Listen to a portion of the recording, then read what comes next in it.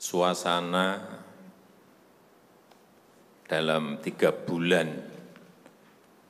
ke belakang ini dan ke depan, mestinya yang ada adalah suasana krisis.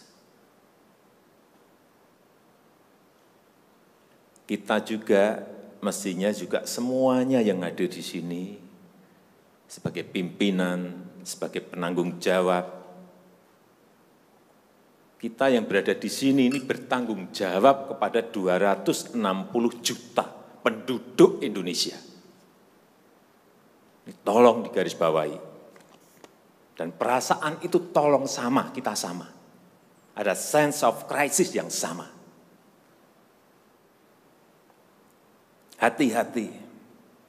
OECD terakhir sehari 2 hari yang lalu menyampaikan bahwa growth, pertumbuhan ekonomi dunia terkontraksi 6, bisa sampai ke 7,6%. 6 sampai 7,6% minusnya.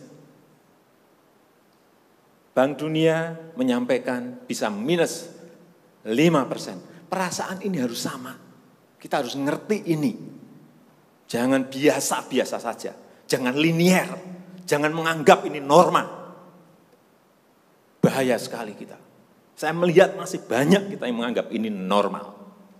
Nah, kalau saya lihat Bapak, Ibu, dan saudara-saudara masih ada yang melihat ini sebagai sebuah masih normal, berbahaya sekali. Kerja masih biasa-biasa saja. Ini kerjanya memang harus ekstra luar biasa, extraordinary. Perasaan ini tolong sama. Kita harus sama perasaannya, kalau ada yang berbeda satu saja sudah berbahaya. Jadi tindakan-tindakan kita, keputusan-keputusan kita, kebijakan-kebijakan kita, suasana adalah harus suasana krisis. Jangan kebijakan yang biasa-biasa saja, menganggap ini sebuah kenormalan.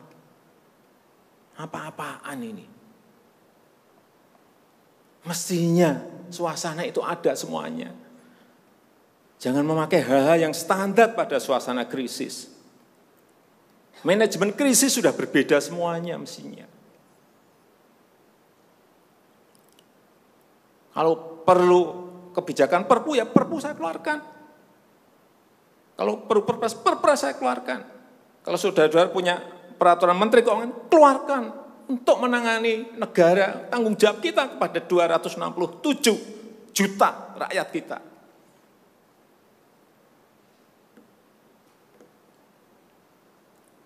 Saya lihat masih banyak kita ini yang seperti biasa-biasa saja.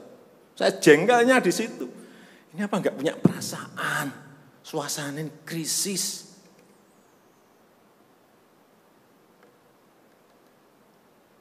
Yang kedua, saya peringatkan belanja-belanja di kementerian.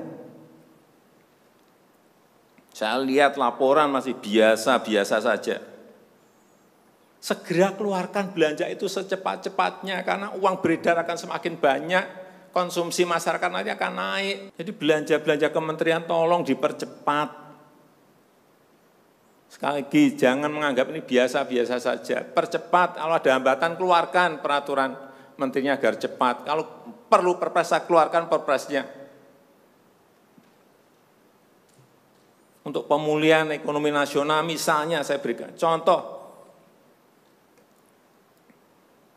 Bidang kesehatan. Itu dianggarkan 75 triliun. 75 triliun.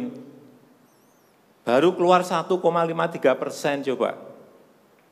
Uang beredar di masyarakat kerem ke situ semua. Segera itu dikeluarkan dengan penggunaan-penggunaan yang tepat sasaran sehingga men-trigger ekonomi.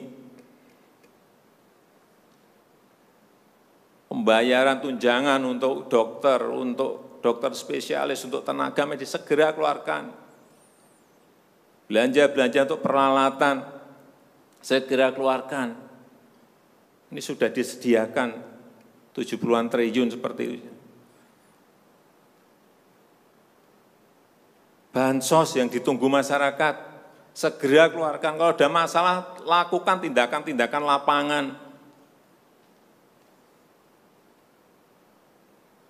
Meskipun sudah lumayan, tapi baru lumayan. Ini extraordinary. Harusnya 100%. Di bidang ekonomi juga sama.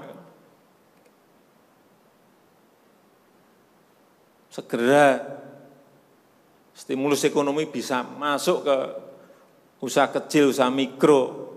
Mereka nunggu semuanya. Jangan biarkan mereka mati dulu baru kita bantu, enggak ada artinya.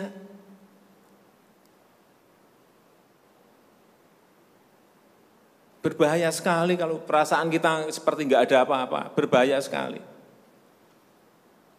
Usaha mikro, usaha kecil, usaha menengah, usaha gede, perbankan, semuanya yang berkaitan dengan ekonomi manufaktur, industri, terutama yang padat karya, beri prioritas pada mereka supaya enggak ada PHK. Jangan sudah PHK gede-gedean, duit rupiah pun belum masuk ke stimulus ekonomi kita.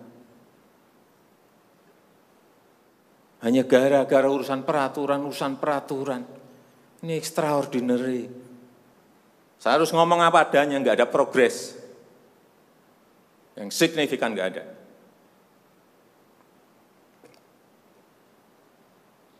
Kalau mau minta perpu lagi, saya buatin perpu. Kalau saudara belum cukup, asal untuk rakyat, asal untuk negara. Saya pertaruhkan reputasi politik saya.